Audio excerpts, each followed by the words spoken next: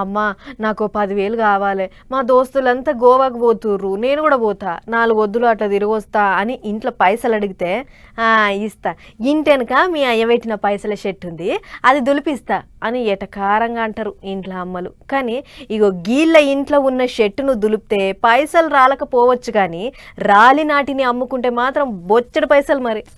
ఇంటెనక పుట్టిన షెట్టుకు ఏడాది ఆదాయం 40,000 రూపాయలు. అవు దేవరకొండలుండేటి లక్ష్మీ భీమానాయక్ ఇంటెనక పుట్టిన మామిడి చెట్టుకి ఇది 15 ఏళ్ల కింద మామిడి చెట్టు పుడితే ఇప్పుడు గిట్ అయింది. దానికి కాసిన కాయలు అమ్మితే ఏడాదికి వచ్చేటి ఆమ్దాని 40,000 రూపాయలు.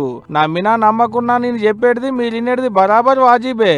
మొక్క తెచ్చింది లేదు, అంటు పెట్టింది లేదు, ఇంటెనక దానంతటా అదే పుట్టింది, దానంతటా అదే పెరిగింది, దానంతటా అదే పెద్దగైంది. ఇప్పుడు దానికి కాసిన కాయలు అమ్ముకుంటే ఏడాదికి 40,000 రూపాయల ఆదాయం వస్తుందట ఇంటోళ్లకు. గా చెట్టుకు కాసిన కాయలు పచ్చడి పెడితే మస్తు రుచిగుంటదట కూడా. మందులు మాకులు కొట్టేది ఉండదు, ఎరువులు చల్లేది ఉండదు, యూరియా వంటి రసాయన మందుల వాసనే తలగదు. ఆవు పేడే దానికి బలము. అందుకనే పతేడు ఎగబడి కొంటలేట దానికి కాసిన కాయలను చుట్టుముట్టుండేది పబ్లిక్. మళ్ళా కొద్ది కూడా కాదుల్లో ఇగో గింత లావుతోనుంటాయి కా చెట్టుకు కాసిన మామిడికాయలు.